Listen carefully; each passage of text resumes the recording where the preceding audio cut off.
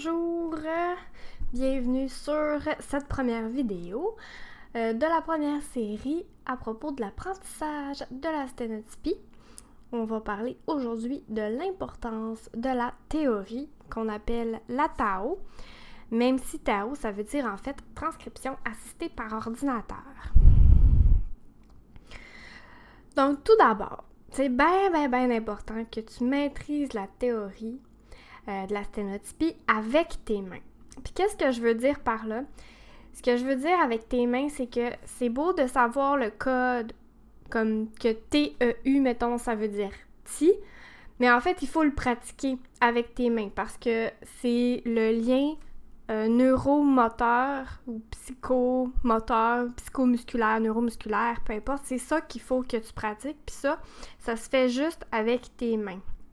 Donc, c'est la théorie, maîtrise-la avec tes mains. De cette manière-là, tu vas gagner en précision. En fait, assure-toi de bien taper à chaque fois que tu tapes. Puis ça va améliorer ta vitesse. Mais ça, j'en parle plus en profondeur dans une autre vidéo. C'est important aussi que tu te concentres sur le réflexe son-code, plus sur le réflexe son-code et moins sur les shortcuts. Sauf les shortcuts qui reviennent vraiment tous les jours, à chaque fois que tu vas taper dans la vie, comme « il y a » ou même « demande introductive d'instance ». Des choses qui vont revenir vraiment souvent, des termes ou des petits bouts de phrases qui vont revenir vraiment souvent.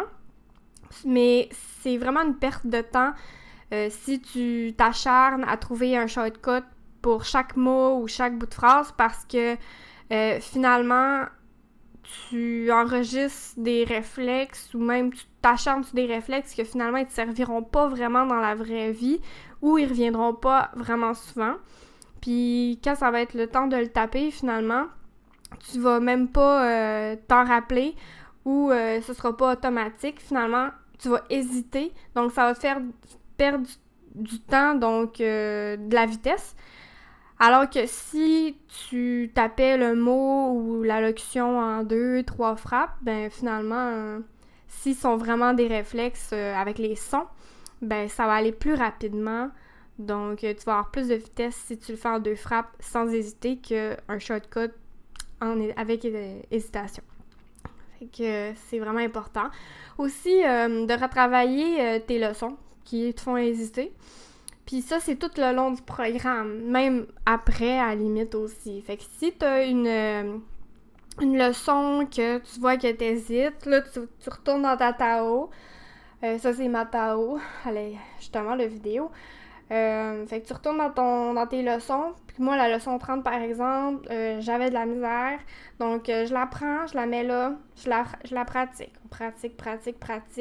Puis c'est important de pratiquer plus en profondeur nos difficultés, évidemment, parce que c'est comme ça qu'on va s'améliorer. Ensuite, fais tes lectures de sténogrammes. Dans la TAO, il y a des dictées, là, que c'est juste des sténogrammes. Ben, pratique-toi à les lire.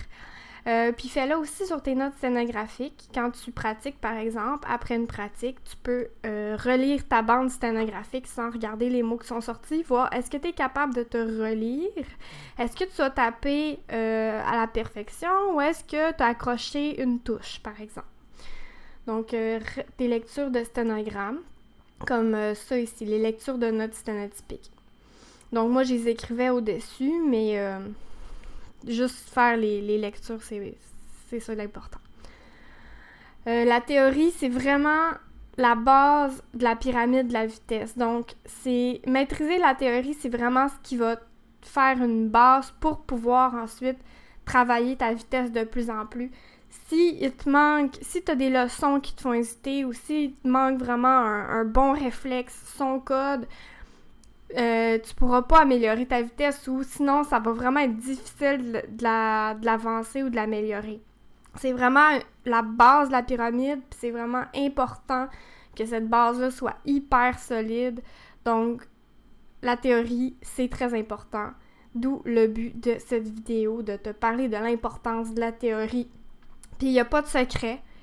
Comment qu'on fait pour apprendre la théorie? Comment qu'on fait pour, en fait, finir par taper à 200 mots à la minute, c'est de pratiquer. Donc, pratique. C'est ça. C'est le seul secret pour faire tes réflexes neuromusculaires. Donc, voilà pour la première vidéo. Merci et à la prochaine!